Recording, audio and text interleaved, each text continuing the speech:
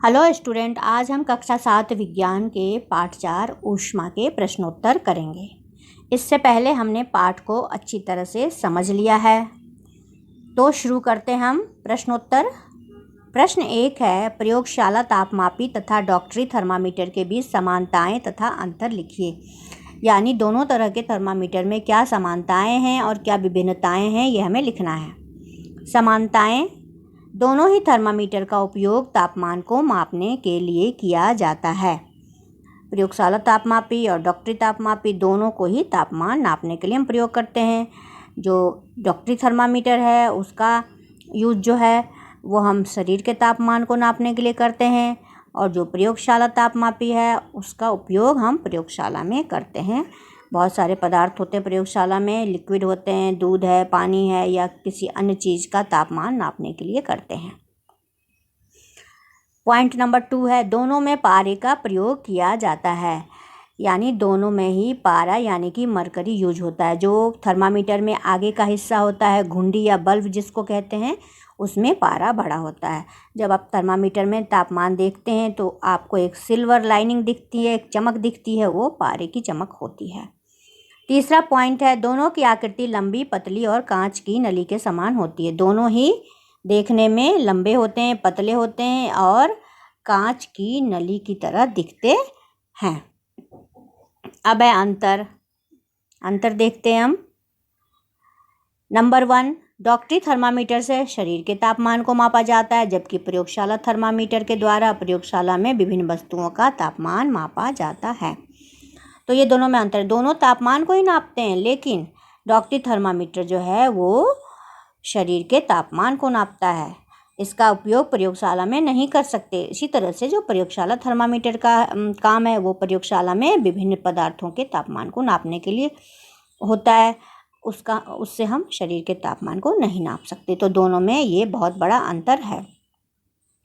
Point number 2 है, डॉक्टरी thermometer में विभंग होता है, जिस कारण इसमें तापमान अपने आप नीचे नहीं गिरता, जबकि प्रयोगशाला थर्मामीटर में विभंग नहीं होता, इस कारण इसमें तापमान अपने आप ही नीचे गिर जाता है।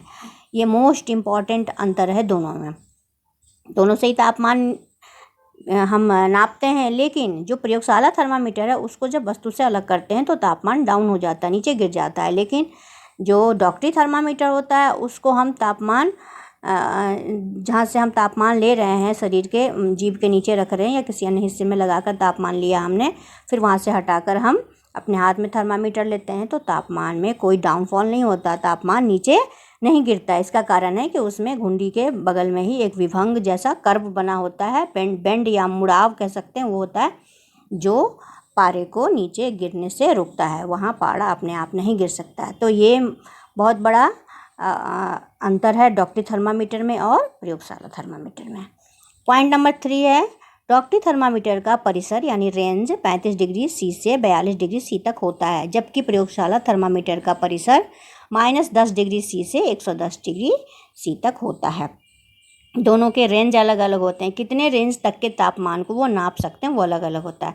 डॉक्टरी थर्मामीटर का रेंज होता है 35 से 42 डिग्री सेल्सियस। क्योंकि ह्यूमन बॉडी का टेम्परेचर वो नापता है जो कि 35 से 42 के बीच ही होता है, ना 35 से कम होता है ना 42 से ज़्यादा। जबकि प्रयोगशाला थर्मामीटर में हमें विभिन्न पदार्थों के टेम्परेचर को नापना पड़ता है, तो उसकी रेंज काफ़ी बड़ी होती है।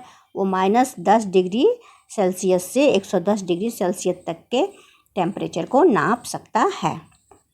क्वेश्चन नंबर दूसरा है, बहुत ही छोटा सा क्वेश्चन है। ऊष्मा चालक एवं ऊष्मा रोधी प्रत्येक के दो उदाहरण देने आपको। ऊष्मा चालक यानी ऊष्मा का गुड कंडक्टर, जो अपने अंदर से ऊष्मा को प्रवाहित होने देता है, और ऊष्मा रोधी यानी जो ऊष्मा का विरोध करता है, जो अपने अंदर से ऊष्मा को प्रवाहित होने नहीं देता। दोनों के दो एग्जाम्पल देने, उदाहरण देने। तो यहाँ हमने लिख दिया, ऊष्मा चालक में लिख दिया लोहा, तांबा। आप कुछ भी लिख सकते हैं, किसी भी मेटल का नाम, जो भी ऊष्मा चालक हैं वो लिख सकते हैं। लोहा, तांबा तो हमने लिख दिया, एल्युमिनियम भी लिख सकते हैं, पीतल भी लिख सकते हैं, स्टील भी लिख सकते हैं, आपकी मर्जी है। ऊष्मा रोधी में मैंने प्लास्टिक और लकड़ी 2 लिखे हैं। आप कागज़ भी लिख सकते हैं, रबर भी लिख सकते हैं। बहुत सारे पदार्थ हैं हमारे जो हम घरेलू उपयोग में करते हैं, तो उन सबको हम लिख सकते हैं। अब प्रश्न नंबर 3 देखते हैं। रिक्त स्थानों की पूर्ति करें। का है कोई वस्तु कितनी गर्म है इसकी जानकारी डैश द्वारा प्राप्त होती है। किसी वस्तु की गर्माहट को हम कैसे जानते हैं? उसके तापमान के द्वारा जानते हैं। तापमान या टेम्परेचर के द्वारा जानते हैं कि कोई वस्तु कितनी गर्म है, उसकी गर्मी कितनी है। तो इसमें हमने तापमान लिख दिया। खा है उबलते हुए पानी का ताप डॉक्टरी तापमापी से नहीं मापा जा सकता है। इसमें नहीं पूछ रहा है, इसलिए डॉक्टरी तापमापी हमने लिख दिया, क्योंकि डॉक्टरी तापमापी जो है वो शरीर की तापमान को मापने के लिए बनाया गया, उस तरीके से बनाया गया। वो उबलते हुए पानी का तापमान नहीं नाप सकता। अगर हमें उबलते हुए पानी का तापमान नापना है तो हम प्रयोगशाला थर्मामीटर का प्रयोग करेंगे। ग है ताप को डिग्री डैश में मापते हैं, तो इसमें लिख दिया सेल्सियस, क्योंकि हमारे देश ने सेल्सियस प्रणाली का ही को ही एडॉप्ट किया है। वैसे तो 3 तरह के स्केल होते हैं, सेल्सियस स्केल है, फ़ारेनहाइट स्केल है और केल्विन स्केल है, लेकिन हमारे यहाँ सेल्सियस स्केल को ही मान्यता दी गई है। इसी का हम प्रयोग करते हैं, इसलिए तापमान को डिग्री सेल्सियस में मापते हैं। घ है बिना किसी माध्यम द्वारा ऊष्मा स्थानांतरण के प्रक्रम को डैश कहते हैं। तो ऐसा ऊष्मा स्थानांतरण की ऐसी प्रक्रिया जिसमें किसी माध्यम की ज़रूरत नहीं है, बिना किसी मीडियम के, तो वो है विकिरण। वैसे 3 तरह के प्रक्रम होते हैं ऊष्मा स्थानांतरण के, चालन, संवहन, विकिरण। लेकिन चालन और संवहन में माध्यम की ज़रूरत होती है और विकिरण में माध्यम की ज़रूरत नहीं होती, इसलिए यहाँ पर विकिरण भर दिया गया है। चाहे स्टील की एक ठंडी चम्मच गर्म दूध के प्याले में रखी गई है, या अपने दूसरे सिरे तक ऊष्मा का स्थानांतरण डैश प्रक्रम द्वारा करेगी। तो इस खाली जगह में हमने चालन भरा है, इसलिए भरा है कि दूध का प्याला जो है वो गर्म दूध उसमें पड़ा है और स्टील की एक ठंडी चम्मच रखी गई है। तो पूछा ये जा रहा है कि स्टील की ठंडी चम्मच जो है उसका दूसरा सिरा जो है वो गर्म तो होगा, तो गर्म किस प्रक्रिया द्वारा होगा? तो चालन द्वारा होगा, क्योंकि स्टील की चम्मच जो है वो सॉलिड है और हम जानते हैं कि सॉलिड में जो ऊष्मा का स्थानांतरण होता है वो चालन द्वारा होता है। अच्छा देखते हैं। हल्के रंग के वस्त्रों की अपेक्षा गहरे रंग के वस्त्र ऊष्मा का अधिक अवशोषण करते हैं। गहरे भरा गया क्योंकि हल्के रंग जो होते हैं वो ऊष्मा को ज़्यादा से ज़्यादा वापस कर देते हैं, बहुत कम सोखते हैं, बहुत कम अवशोषण करते हैं। तो और गहरे रंग जो हैं वो ज़्यादा से ज़्यादा ऊष्मा को अवशोषित करते हैं, ऊष्मा को सोख लेते हैं। अब क्वेश्चन नंबर 4 पर चलिए। मिलान कीजिए, मिलाना है, मैचिंग करना है कॉलम ए को कॉलम बी से। कॉलम ए में का है थल समीर के बहने का समय। थल समीर, थल यानी स्थल से थल बना है, समीर मतलब हवा, स्थल यानी जमीन। तो जमीन की ओर से हवा के बहने का समय क्या है? तो जमीन से की तरफ से हवा के बहने का समय रात में है। अब इसको समझिए थोड़ा। जो ज़मीन होती है, जो स्थल होता है, उसकी प्रकृति है कि वो जल्दी गर्म और जल्दी ठंडी हो जाती है। जब ज़मीन गर्म होगी तो उसके आसपास की हवा भी गर्म होगी, जब ज़मीन ठंडी होगी तो आसपास की हवा भी ठंडी हो जाएगी। अब रात के समय में क्या होता है कि ज़मीन जल्दी ठंडी हो जाती है, जिससे वहाँ के आसपास की हवा भी ठंडी हो जाती है। और जो समुद्री समीर है, समुद्र के आसपास की हवा है, वो देर से गर्म और देर से ठंडी होती है। तो रात में वो थल समीर की अपेक्षा देर से ठंडी होती है, वो गर्म ही रहती है। तो जब गर्म रहती है तो उसके आसपास की हवा भी गर्म रहती है, तो समुद्री समीर जो है वो गर्म होकर ऊपर उठती है और खाली स्थान बनता है। उस खाली स्थान को भरने के लिए थल समीर जमीन की तरफ से समुद्र की तरफ बहती है और फिर वो गर्म होकर ऊपर उठती है। फिर खाली जगह होता है, फिर थल समीर बहती है समुद्र की तरफ और फिर वो गर्म होकर ऊपर उठती है। इस तरह से यह प्रक्रिया रात भर चलती रहती है, इसलिए हमने का को नंबर 4 से मिला दिया है। का है समुद्री समीर के बहने का समय। समुद्र की तरफ से जमीन की तरफ समीर कब बहता है, कब हवा बहती है? समुद्री समीर। तो खा को हमने नंबर 3 से मिलाया, दिन के समय। दिन के समय क्यों? क्योंकि दिन के समय क्या होता है, जो थल समीर है वो गर्म होती है, वो गर्म होकर ऊपर उठती है, गर्म होती है, हल्की होकर ऊपर उठ जाती है। तो जो खाली स्थान होता है वो समुद्र की तरफ की ठंडी हवा जमीन की तरफ आती है, फिर वो गर्म होकर ऊपर उठती है। फिर इसी तरह से जो खाली स्थान बनता है, फिर समुद्री ठंडी हवा जमीन की तरफ आती है, वो गर्म होकर ऊपर उठती है। तो पूरे दिन ये प्रक्रम चलता रहता है। तो समुद्री समीर जो है वो दिन के समय बहती है। समुद्र से स्थल की ओर आने वाले समीर को समुद्री समीर कहते हैं। ग है गहरे रंग के कपड़े पसंद करने का समय। गहरे, डार्क डार्क रंग के कपड़े हम कब पसंद करते हैं? हमें पता है गहरे रंग जो है वो ऊष्मा को अवशोषित कर लेते हैं। तो हमें गर्मी कब चाहिए? हमें गर्मी सर्दी में चाहिए। तो गा को हमने दो से मिला दिया है। घा है हल्के रंग के कपड़े पसंद करने का समय। तो हल्का रंग जो है वो गर्मी कम देता है, हमें ठंडा रखता है। तो हमें ठंडक कब चाहिए? हमें ठंडक चाहिए गर्मी में। तो इसीलिए हल्के रंग के कपड़े पसंद करने का समय गर्मियों में है, क्योंकि हल्का रंग जो है वो गर्मी को बिल्कुल भी नहीं सोखता, बहुत कम सोखता है, सारी गर्मी को वापस कर देता है, रिफ्लेक्ट कर देता है। अब प्रश्न 5 है, सर्दियों में एक मोटा वस्त्र पहनने की तुलना में उसी मोटाई का कई परतों का बना वस्त्र अधिक उष्णता क्यों प्रदान करता है? व्याख्या कीजिए। क्वेश्चन समझिए कि सर्दी में खूब मोटा सा एक स्वेटर आपको पहना दिया गया है और दूसरे बच्चे को उसी मोटाई के कई लेयर, मतलब एक पतली सी जर्सी, फिर दूसरी जर्सी, फिर इस तरह से कई सारे वस्त्र पहनाए गए, मोटाई वही है। तो गर्मी ज़्यादा कौन देगा? तो गर्मी ज़्यादा देगा कई परतों का बना वस्त्र। अब कैसे देगा ये हम समझते हैं। उत्तर है, वस्त्रों की विभिन्न परतों के बीच हवा की परतें मौजूद होती हैं जो ऊष्मा की कुचालक होती हैं। ऊन भी ऊष्मा की कुचालक होती है। तो जो हम कई लेयर पहनते हैं, कई सारे वस्त्र पहनते हैं, तो हर एक लेयर के बाद, हर एक परत के बाद हवा की परत होती है। एक स्वेटर डाला फिर हवा है, फिर दूसरे स्वेटर के बाद फिर हवा है, मतलब जितने हम स्वेटर डाल रहे हैं पतले पतले, उन सब के बीच में हवा की परत मौजूद होती है। इसके अलावा जो ऊन होता है, चूँकि ये ऊनी वस्त्र है, तो ऊन भी ऊष्मा की कुचालक है, और जो हवा है वो हवा भी ऊष्मा की कुचालक होती है। तो अतः हवा और ऊन दोनों ही शरीर की गर्मी को बाहर नहीं निकलने देते और बाहर की ठंडक को शरीर तक पहुंचने नहीं देते।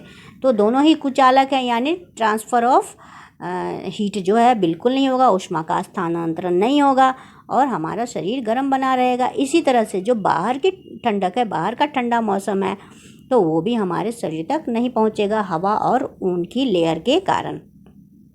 जबकि यदि हम एक मोटा वस्त्र पहनते हैं तो वस्त्र और शरीर के बीच हवा की एक ही परत होगी। एक मोटा स्वेटर पहना तो कपड़े और शरीर के बीच में एक ही हवा की लेयर होगी, तो वो उतनी अच्छे से काम नहीं करेगी। कुचालक तो वो होती है, लेकिन चूँकि कई सारे परत के बीच में कई सारे लेयर हैं, तो वो ज़्यादा अच्छा काम करेगी बजाय कि एक लेयर। इसलिए सर्दियों में एक मोटा वस्त्र पहनने की तुलना में उसी मोटाई के कई परतों का बना वस्त्र अधिक उष्णता देता है।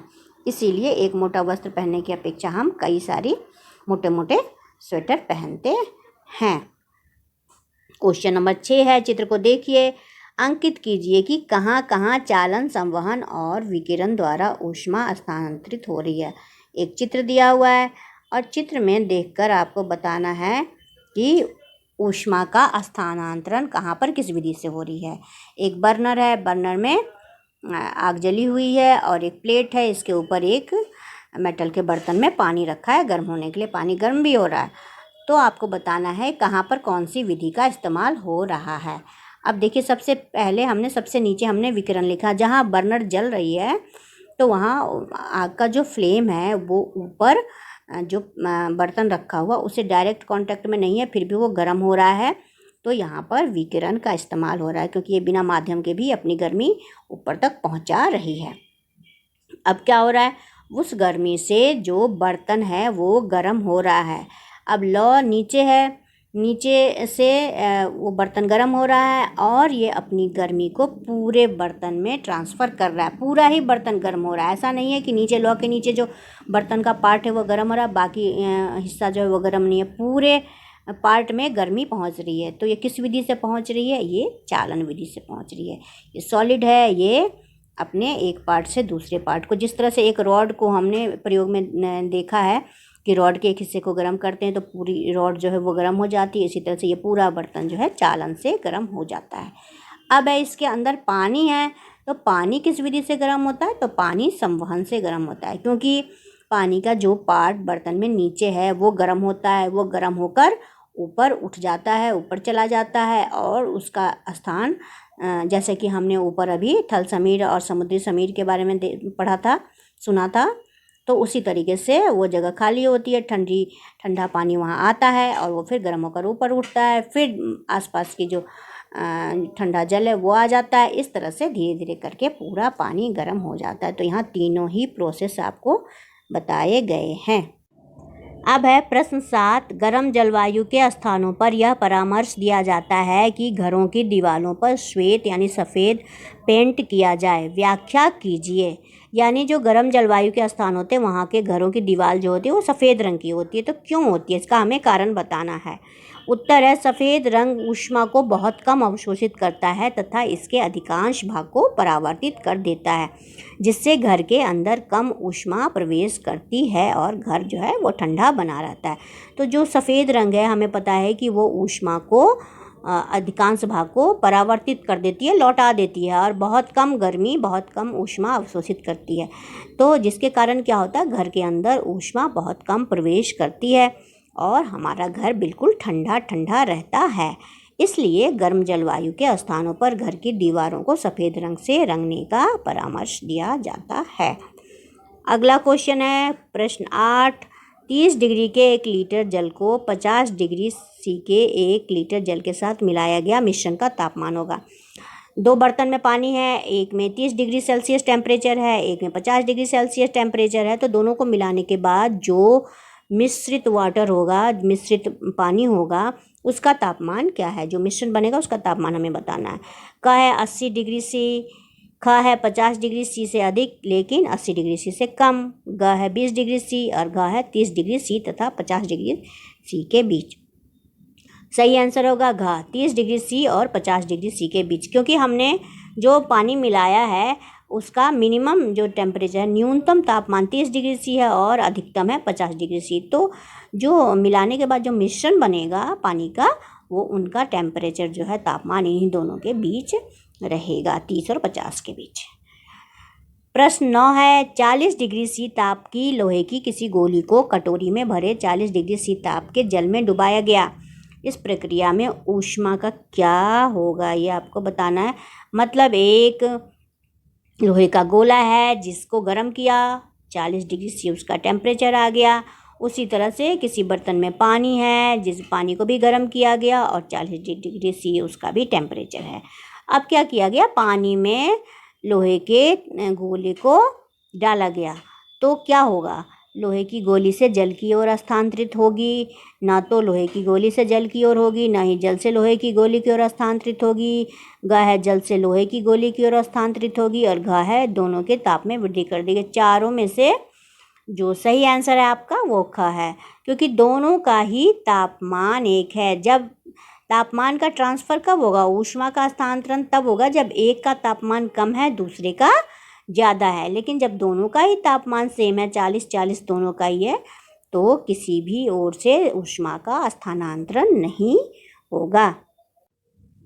अब है प्रश्न 10। लकड़ी की एक चम्मच को आइसक्रीम के प्याले में डुबोया गया है, इसका दूसरा सिरा। तो एक आइसक्रीम का प्याला है, आइसक्रीम ठंडी होती है तो उसमें लकड़ी की चम्मच को डुबा दिया गया। आपसे पूछा जा रहा है कि इस लकड़ी की चम्मच के दूसरे सिरे का क्या टेम्परेचर होगा। 4 इसके ऑप्शन है। चालन के कारण ठंडा हो जाएगा, ख है संवहन के कारण ठंडा हो जाएगा, ग है विकिरण के कारण ठंडा हो जाएगा और घ है ठंडा नहीं होगा। तो सही उत्तर है घ, ठंडा नहीं होगा, क्योंकि लकड़ी जो है वो ऊष्मा की कुचालक होती है, वो अपने अंदर से ऊष्मा को पास करने नहीं देती, इसीलिए इस पर टेम्परेचर का कुछ भी प्रभाव नहीं पड़ेगा और लकड़ी की चम्मच का दूसरा सिरा जो है वो ठंडा नहीं होगा। अगला क्वेश्चन देखते हैं। प्रश्न 11। स्टेनलेस इस्पात की कढ़ाई में प्रायः कॉपर की तली लगाई जाती है। तो कॉपर यानी तांबा। इसका कारण हो सकता है आजकल मार्केट में जो नए बर्तन आ रहे हैं कुकिंग के लिए, उन सब में आपने भी देखा होगा तांबे की पेंदी जो होती है वो तांबे की बनी होती है, ऊपर का भाग स्टील का होता है। तो ये कारण पूछा जा रहा है कि आखिर इसका कारण क्या है। इसमें भी 4 उत्तर हैं। क है तांबे की तली कढ़ाई को अधिक टिकाऊ बना देती है, ख है ऐसी कढ़ाई देखने में सुंदर लगती है, ग है स्टेनलेस इस्पात की अपेक्षा तांबा ऊष्मा का अच्छा चालक है और घ है स्टेनलेस इस्पात की अपेक्षा तांबे को साफ करना अधिक आसान है। तो सही उत्तर होगा ग, स्टेनलेस इस्पात की अपेक्षा तांबा ऊष्मा का अच्छा चालक है। दोनों ही ऊष्मा के चालक हैं, लेकिन इस्पात या स्टील की अपेक्षा तांबा बेटर कंडक्टर कह सकते हैं, ज़्यादा बेहतरीन चालक है। मतलब वो और भी जल्दी गर्मी को ट्रांसफ़र करता है। इसीलिए कुकिंग जल्दी हो, इसके लिए तांबे की तली लगाई जाती है। तो इस तरह से ये हमारा चैप्टर जो है वो फिनिश हो गया। आशा है आपको समझ में आया होगा।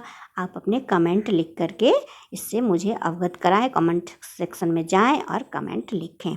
धन्यवाद।